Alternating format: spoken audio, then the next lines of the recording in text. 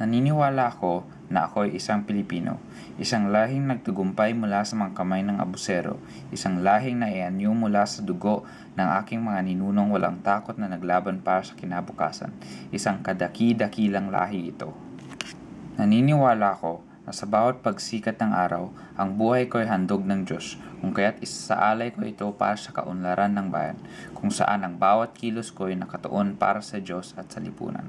Nagpapasalamat ako sa mga biyayang naihandog sa akin ng Diyos at kinikilala ko na kung wala ang mga ito, wala rin akong magagawa sa aking pinagpalang buhay.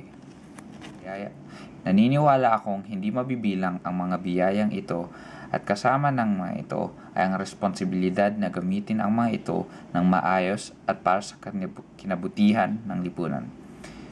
Higit pa rito, naniniwala akong may tungkulin ang bawat mamamayan na panatilihing maayos ang mundong tinitirhan sa ngayon at para sa mga panahong hinaharap, upang magamit din ang mga likas na yaman ng ating mga anak at ang kanilang mga anak. Ilalim ng lahat ng karahasan, lahat ng kabiguan, at lahat ng kasamaan sa lipunan, naniniwala akong nangingibabaw pa rin ang pinakamabuting at pinakamatibay na damdamin sa lahat, ang pagmamahal. Sa panahon ng pangangailangan, naniniwala akong walang tali ang mas hihigit pa sa katibayan, kundi ang taling kumakabit sa dalawang magkakapatid, sa dalawang magkakaibigan, sa dalawang nagmamahal na tao, at sa dalawang Pilipino. Pinaniniwalaan ko na mas mahalaga pa ang pagmamahal ng aking pamilya at ng aking mga kaibigan kaysa sa anumang material na bagay sa mundo.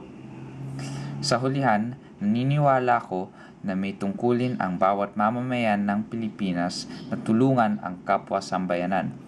Ang buhay ko ay hindi para sa akin lamang, kundi kailangang ibahagi ko rin ang aking sarili para sa kinabukasan ng aking bayan. Malakas na loob ko itong ibinabahagi at isusundan hanggang sa aking huling hinga.